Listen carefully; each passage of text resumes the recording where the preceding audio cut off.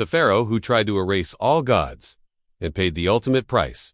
He was the most powerful man in the ancient world, a god among mortals.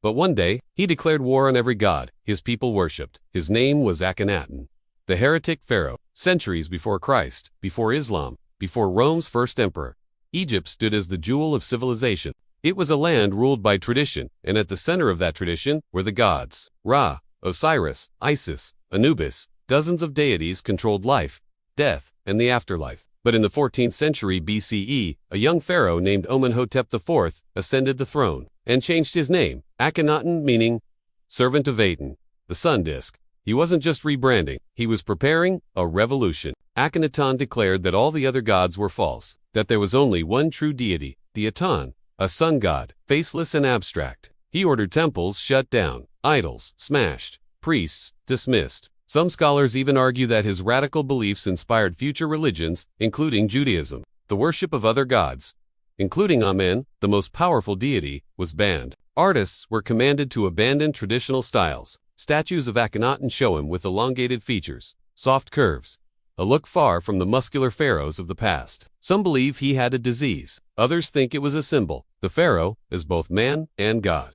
This wasn't just a theological shift. It was blasphemy, treason, heresy. When archaeologists uncovered the ruins of but Akhenaten didn't stop there. He built an entirely new capital city, Amarna, dedicated to the Aten, and forced the royal court to move. For 17 years, Akhenaten ruled in this isolated dream of monotheism, the first of its kind in recorded history. But as time passed, his kingdom began to crumble. The economy weakened.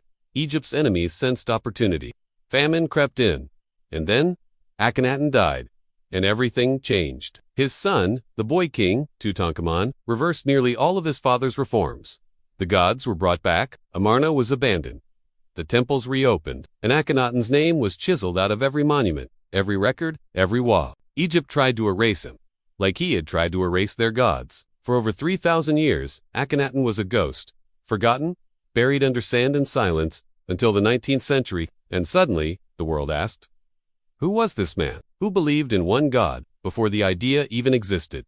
Was he mad? A visionary? A tyrant who played with the soul of a nation? Akhenaten remains one of history's greatest mysteries, a king who dared to rewrite the divine and vanished in the process. But what if he was never truly forgotten? What if the echoes of his revolution are still with us? What other rulers tried to change the world, but were buried by time itself? Subscribe now and join us as we uncover the forbidden legacies of history.